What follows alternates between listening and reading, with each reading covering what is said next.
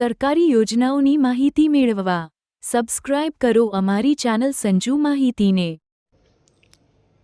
નમસ્કાર મિત્રો તાજેતરમાં ગુજરાત સરકાર દ્વારા દેશી ગાયના નિભાવ ખર્ચ માટેની જે યોજના છે તેની અંદર મિત્રો ઓનલાઈન અરજી ચાલુ કરવામાં આવેલ છે। તો આ વિડીયોની અંદર આજે આપણે જોઈશું કે ખેડૂત મિત્રો અને પશુપાલક મિત્રોએ આ યોજનાની અંદર મિત્રો ઓનલાઈન અરજી કઈ રીતે કરવી। સરકાર દ્વારા મિત્રો દરેક ખેડૂત અથવા તો પશુપાલક મિત્રોને એક દેશી ગાયના નિભાવ ખર્ચ માટે માસિક મિત્રો 900 રૂપિયા, જ્યારે વાર્ષિક 10,000 અને 800 રૂપિયાની સહાય આપવામાં આવે છે। સૌપ્રથમ મિત્રો તમારે આઈ ખેડૂત પોર્ટલ ખોલવાનું રહેશે। વિડીયોની નીચે ડિસ્ક્રિપ્શનમાં મિત્રો લિંક આપેલી છે, તેના પર ક્લિક કરીને તમે ડાયરેક્ટ મિત્રો આઈ ખેડૂત પોર્ટલ ખોલી શકો છો।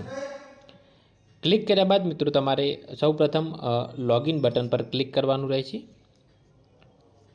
લોગિન બટન પર ક્લિક કર્યા બાદ અહીંયા મિત્રો તમારે તમારો મોબાઈલ નંબર નાખી અને મિત્રો પાસવર્ડ અથવા તો ઓટીપી બંને રીતે તમે લોગિન કરી શકશો। જો તમને પાસવર્ડ યાદ ના હોય તો મિત્રો તમે તમારો ઓટીપી મેળવી અને મિત્રો લોગિન કરી શકો છો।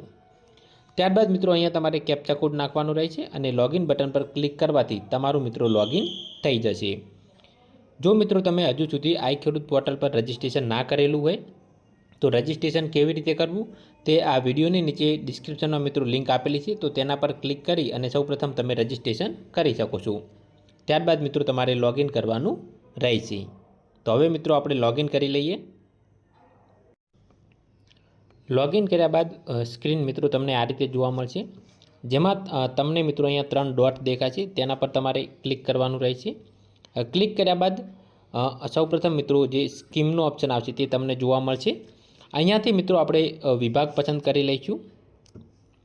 સૌપ્રથમ આપણે મિત્રો વિભાગ પસંદ કરવાનું રહેશે, જેમાં મિત્રો તમારે આત્મા અથવા તો ગુજરાત પ્રાકૃતિક કૃષિ વિકાસ બોર્ડ આ ઓપ્શન પસંદ કરવાનો રહેશે।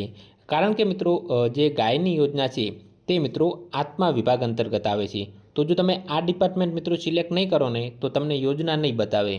તો તમારે ફરજિયાત આત્મા અને ગુજરાત પ્રાકૃતિક વિકાસ કૃષિ બોર્ડ આ વિભાગ સિલેક્ટ કરવો ને ત્યારબાદ મિત્રો શોધો નામના બટન પર ક્લિક કરવું।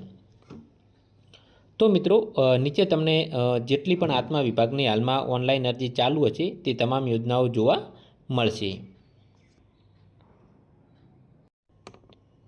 તો મિત્રો અહીંયા તમે જોઈ શકો છો કે હાલમાં 2 યોજના માટે ઓનલાઈન અરજી ચાલુ છે।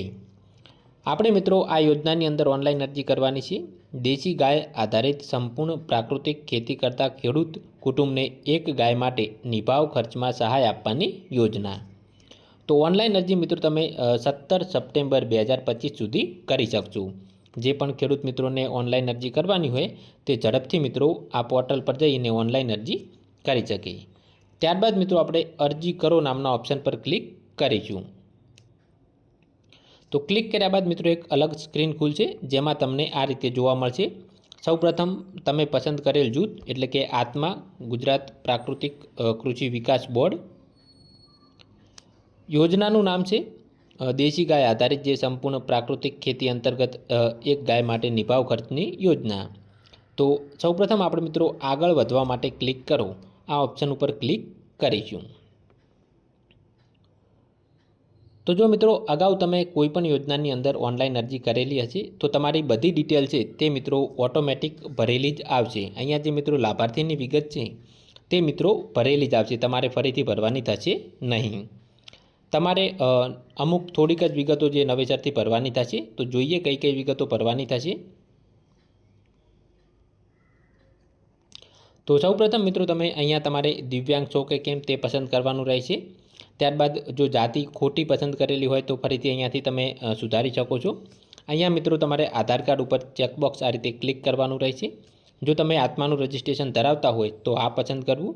શું તમે દૂધ સહકારી મંડળના સભ્ય છો, જો લાગુ પડતું હોય તે તમારે પસંદ કરવું।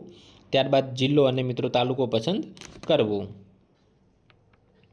તે સિવાય તમારે મિત્રો એક તમે સહકારી મંડળના સભ્ય છો કે નહીં તે એક વિકલ્પ પસંદ કરવાનો રહેશે।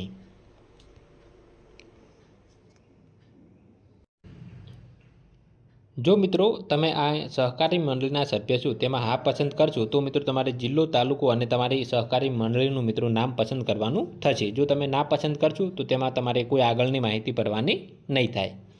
ત્યારબાદ મિત્રો તમારે આ નીચે જે સેવ અને નેક્સ્ટ બટન દેખાય છે તેના પર ક્લિક કરવાનું રહેશે. તો હવે આપણે વિગતો ભરી લઈએ.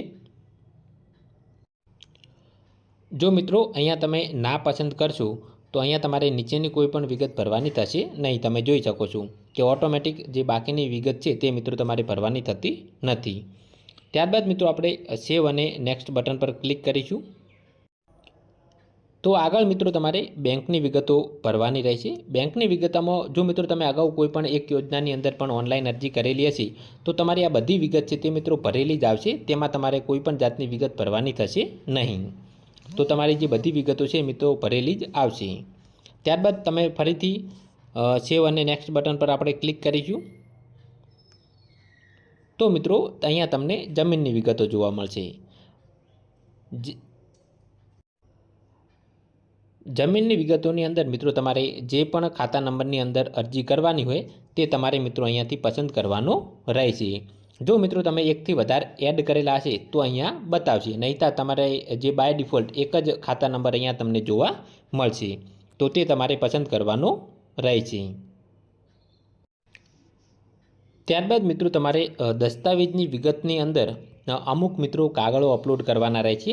તો કયા કયા કાગળો અપલોડ કરવાના થશે તો તે જોવા માટે સૌપ્રથમ આપણે મિત્રો અહીંયા સેવ અને નેક્સ્ટ બટન પર ક્લિક કરીશું, જેથી મિત્રો આપણને ખ્યાલ આવે કે કયા કયા કાગળો અપલોડ કરવાના રહેશે. તો અહીંયા તમે જોઈ શકો છો કે તમને 3 કાગળો તમારે અપલોડ કરવાના રહેશે. સૌપ્રથમ તમારે 7/12 અને 8ના ઉતારાની નકલ, પાસબુક અથવા તો કેન્સલ ચેકની ઝેરોક્સ અને આધાર કાર્ડ, આ 3 વસ્તુ મિત્રો તમારે અહીંયા અપલોડ કરવાની થશે.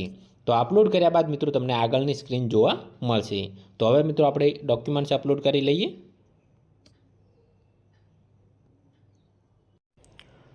તો મિત્રો હવે આપણે અહીંયા 3 ડોક્યુમેન્ટ્સ અપલોડ કરી લીધા છે.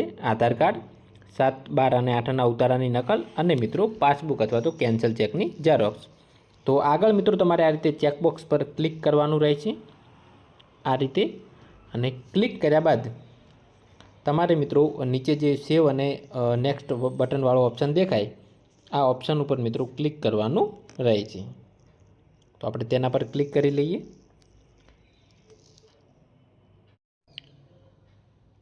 છેલ્લે મિત્રો તમારે પ્રાકૃતિક કૃષિની થોડીક વિગતો ભરવાની થશે, જેમાં સૌપ્રથમ દેશી ગાયને ટેગ લગાવેલ છે, હા અથવા તો ના પસંદ કરવું. અહીંયા મિત્રો તમારે ટેગ નંબર લખવાનો રહેશે. દેશી ગાયની ઓલાદનો પ્રકાર અહીંયાથી પસંદ કરવો.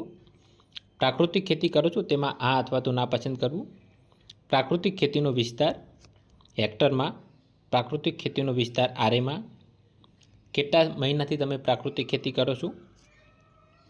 શું અરજદારે કુદરતી ખેતીમાં માસ્ટર ટ્રેનર પાસેથી તાલીમ લીધેલી છે? પ્રાકૃતિક ખેતી તાલીમનું સ્થાન, પ્રાકૃતિક ખેતી તાલીમની તારીખ. શું તમે ખેડૂત મિત્ર છો? શું અરજદાર પ્રાકૃતિક ખેતીના માસ્ટર ટ્રેનર છે? તો હા અથવા તો ના, જે લાગુ પડતું હોય તે પસંદ કરવું. ત્યારબાદ મિત્રો અહીંયા તમારે પાકનો પ્રકાર પસંદ કરવો કે તમે કયા પાકનું પ્રાકૃતિક ખેતીથી વાવેતર કરો છો. બાજુમાં તેનો હેક્ટરમાં વિસ્તાર લખવાનો છે મિત્રો. અને ત્યારબાદ મિત્રો તમારે અહીંયા એડ બટન ઉપર ક્લિક કરવાનું રહેશે, જેથી મિત્રો તમારી ઉપરની સંપૂર્ણ વિગતો છે તે મિત્રો એડ થઈ જશે.